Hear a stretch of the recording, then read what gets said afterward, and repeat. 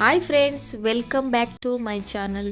ಇವತ್ತಿನ ವಿಡಿಯೋದಲ್ಲಿ ಫ್ರೆಂಡ್ಸ್ ನೋಡ್ಬೋದು, ನಾನು ಊರಿಗೆ ಬಂದಿದ್ದೀನಿ. ಇನ್ಮೇಲೆ ನೀವು ನನ್ನ ಊರಿನ ವ್ಲಾಗನ್ನು ನೋಡ್ಬೋದು.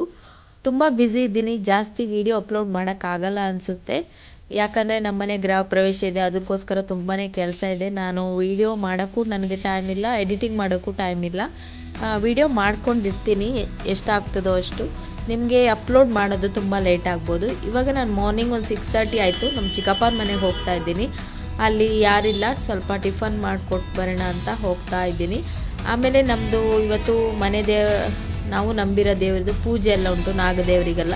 ಅದನ್ನು ನಾನು ನಿಮ್ಮ ಜೊತೆ ಶೇರ್ ಮಾಡ್ಕೊಳ್ತೀನಿ. ಯಾಕಂದರೆ ನಾವು ಏನಾದರೂ ಹೊಸ ಕಾರ್ಯ ಮಾಡುವಾಗ ದೇವರಿಗೆ ಎಲ್ಲ ಪೂಜೆ ಮಾಡ್ತೀವಿ. ಓಕೆ ಫ್ರೆಂಡ್ಸ್, ಇನ್ಯಾರು ನನ್ನ ಚಾನಲ್ ಸಬ್ಸ್ಕ್ರೈಬ್ ಮಾಡದೆ ನೋಡ್ತಾ ಇದ್ದೀರಾ, ಪ್ಲೀಸ್ ಸಬ್ಸ್ಕ್ರೈಬ್ ಮಾಡಿಕೊಂಡು ಸಪೋರ್ಟ್ ಮಾಡಿ. ವಿಡಿಯೋ ಇಷ್ಟ ಆದರೆ ಒಂದು ಲೈಕ್ ಮಾಡೋದನ್ನು ಮರಿಬೇಡಿ. ಹಾಗೆ ವಿಡಿಯೋನ ಕಂಪ್ಲೀಟಾಗಿ ನೋಡಿ, ಮತ್ತು ನಾನು ನಿಮಗೆ ಸಿಗ್ತೀನಿ.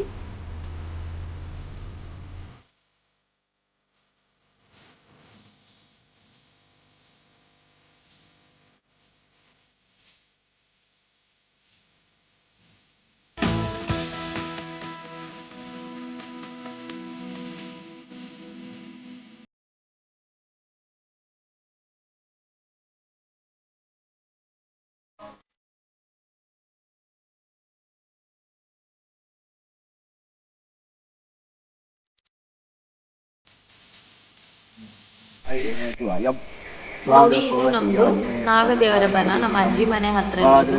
ಏನೇ ನಾವು ಹೊಸ ಕಾರ್ಯ ಅಥವಾ ಫಸ್ಟಾಗಿ ಏನಾದರೂ ಒಳ್ಳೆ ಕಾರ್ಯ ಮಾಡುವಾಗ ನಾವು ನಂಬಿದ ದೇವರಿಗೆ ಎಲ್ಲರಿಗೂ ಪೂಜೆ ಮಾಡಿಸಿ ಆಮೇಲೆ ನಾವು ನಮ್ಮ ಮನೆ ಏನು ಗೃಹ ಪ್ರವೇಶ ಶುರು ಮಾಡ್ತೀವಿ. ಸೊ ಹಾಗಾಗಿ ಇವತ್ತು ಇಲ್ಲಿ ನಾಗದೇವರಿಗೆ ಪೂಜೆ ಮಾಡ್ತಾ ಇದ್ದಾರೆ, ಭಟ್ರು ಬಂದಿದ್ದಾರೆ.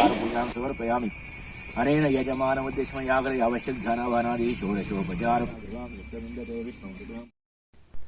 ನಾಗದೇವರಿಗೆ ಪೂಜೆ ಆದಮೇಲೆ ಇಲ್ಲಿ ನಮ್ಮದು ನಂಬಿರೋ ದೇವರಿದೆ ನಮ್ಮ ಅಜ್ಜಿ ಮನೆ ಹತ್ರ. ಇಲ್ಲಿ ಸಹ ನಾವು ಪೂಜೆ ಮಾಡ್ತಾ ಇದ್ದೀವಿ.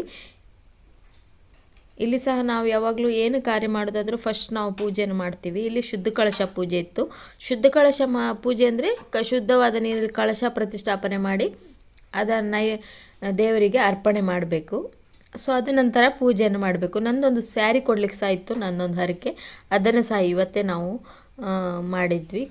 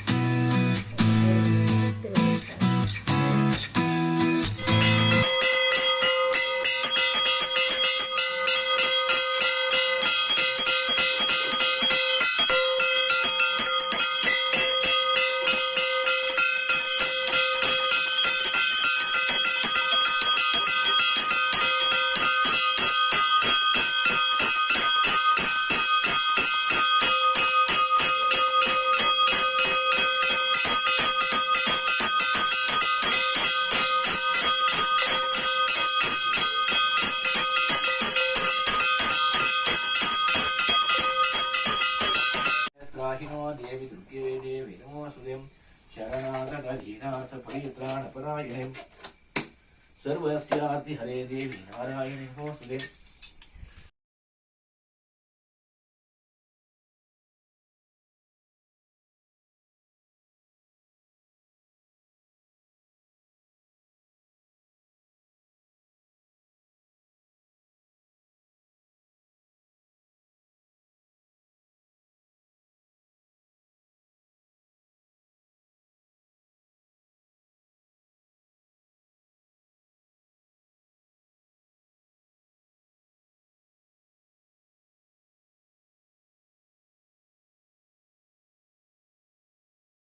अनन्तरे आचमनीयमाचमनीं समर्पयामि